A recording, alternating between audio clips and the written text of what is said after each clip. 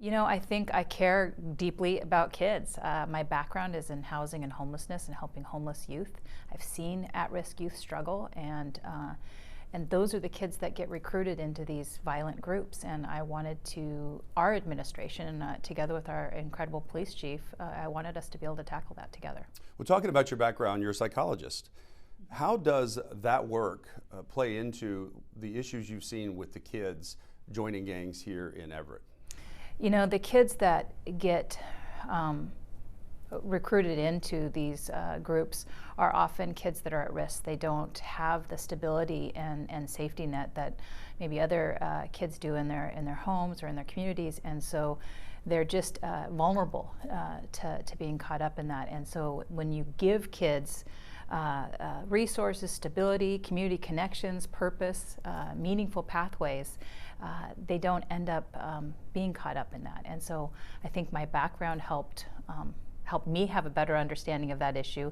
And then again, our police chief was very committed to addressing this. Was there a specific case or some tragedy that really rocked you to your core, that motivated you to make this a campaign issue? Yeah, you know, I had heard directly from families that had lost young people, and there was a young man who was shot and killed, and he was 14 years old, and he by another child.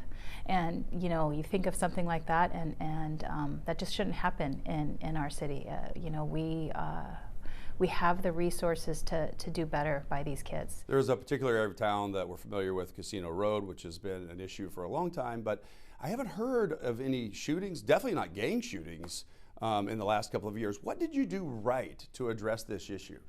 You know, I think in 2018 through 2020, we did a lot right. We issued a mayoral directive, and our team worked to focus on intervention, prevention, and enforcement, together with community partnerships. And I think that balance of those programs and community partnerships are what it takes to really get a handle on this. I will correct you though, unfortunately we have seen an uptick since the pandemic in violent crime in Everett. And I think that is the progress we made. We had a little bit of a setback with the pandemic and the rise in violent crime. Is that gang-related violence though? Some of it may be, yes. And why the slip back? You can't be with the kids as much as you want it to be? Yeah, that is a huge part of it. You know, a police department can't do this alone. A city can't do this alone. It takes the entire community and all of those community partnerships. When the pandemic hit, all of those community programs that we started were in partnership with other organizations. Many of those organizations stopped their outreach work. They had to cut back, they had to close their doors. Schools were closed, right? And so where are these kids going during this time? They were even more vulnerable to potential gang recruitment. So as we come out of the pandemic, hopefully, what will you focus on to readdress some of this violence that's creeping up again? Yeah, well, clearly we need to continue to build and strengthen our relationships with our community. And we just recently had a meeting with our Latino community out off of the Casino Road area. And really what we heard from those community members was, we want to see more of you, right? We want you to engage with our youth more. And so that's a clear message to me as the chief as to what this community is asking for. And that's something that we're going to give them. A lot of politicians, a lot of cities, they don't want to say we have a gang problem. Why has Everett embraced this as an important public safety issue?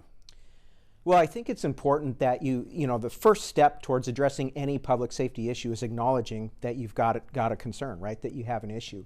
And I think here in Everett, when we first really started looking at this issue a few years ago, we'd seen notable increases in shootings in the city, and drive-by shootings, stolen firearms. We were encountering younger and younger members of our community that were involved in some of these activities. And I think that as a police department, as a city, the first step is acknowledging that this is a public safety issue, not just a police issue, but a public safety and a community issue, and really then dedicating resources towards making a difference. With the initial success that you had, even though you say there's a little bit of slip back, have you heard from other cities, other political leaders asking what you did to address this violence? Actually, no. I haven't had other mayors reach out and ask us what we're doing that's working, but I was engaged in a cohort of mayors talking about police reform and ways to connect with your community, and I got to present to that group on our community policing, our successful community policing efforts that have helped us reduce violence. We've heard from some gang experts that kids as young as 12 are being groomed already. Is that your experience? Yeah, you know, when I was CEO of Cocoon House, I have, and I actually now have a middle school daughter. I'm very concerned about kids in middle school and even late grade school. That is the age where I think kids are most at risk. And so I think ensuring that we have our school resource officers and these programs available to specifically that population of kids, 5th, 6th, 7th grade, is of utmost importance.